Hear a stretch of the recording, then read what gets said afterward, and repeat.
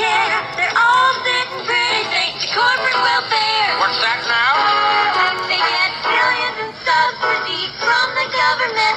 It's supposed to create jobs, but that's not how it's spent. They use tax and soft money to support congressmen who will over weapons programs again and again and let them dump toxic waste where the young ones play. INTE mega bullets that shot JFK. You contribute to this chain every time you buy a product sponsored on this show. That's what NBC doesn't want you to know. Till the next time. Please stand by, please stand by.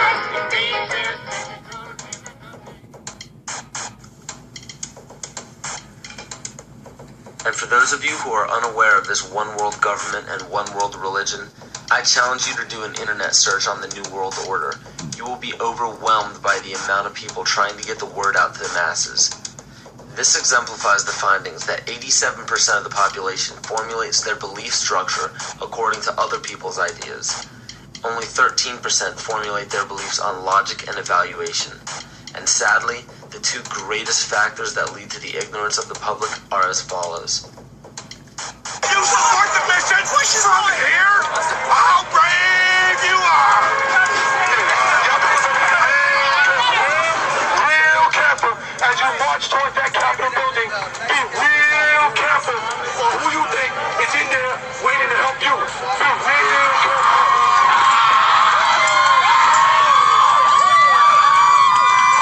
Groupthink.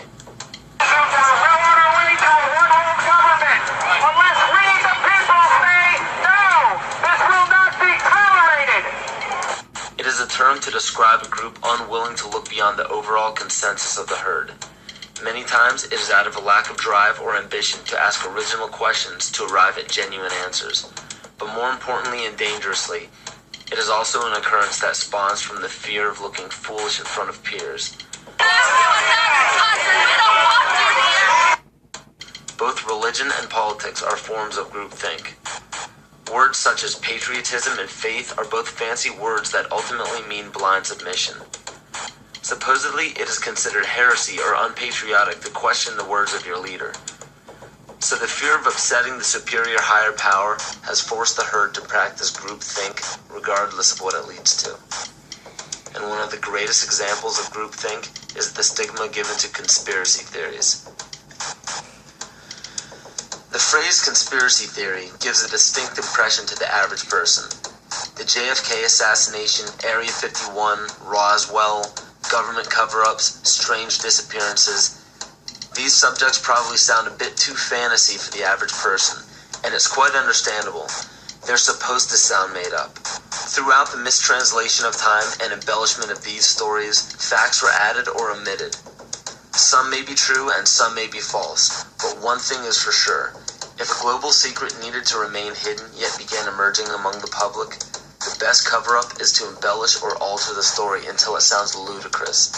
So what happens when the secret involves the government and the government has intimate ties to the mainstream media? And the mainstream media, as said before, has been proven to sway at least 80% of the public's opinion. The logic is undeniable. Media in every form is put in place to make people feel stupid for even keeping an open mind towards conspiracy theories. Movies, books, fairy tales, and folklore are all tools to make the average person feel insane for supporting or believing in a conspiracy. And why shouldn't they? Our leaders have no problems telling us not to investigate or believe in these theories. Let us never tolerate outrageous conspiracy theories concerning the attacks of September the 11th. Malicious lies that attempt to shift the blame away from the terrorists themselves. The most basic of pagan practices is the control of human population to have a perfect balance between man and nature. The goal is to bring the population down to 500 million, which is over a 90% reduction in humanity. Now that we have abandoned everything we've been trained to think prior to this moment, we can start looking at the world for what it is, instead of what people tell us it is. Open your eyes today as if you've never seen the world before, and you will begin to notice that the goal of population reduction is everywhere around us.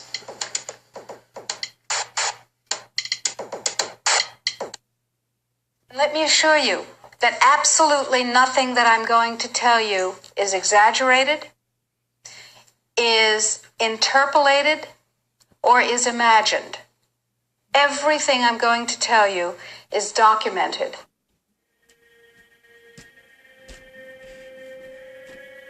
He who controls food controls the world.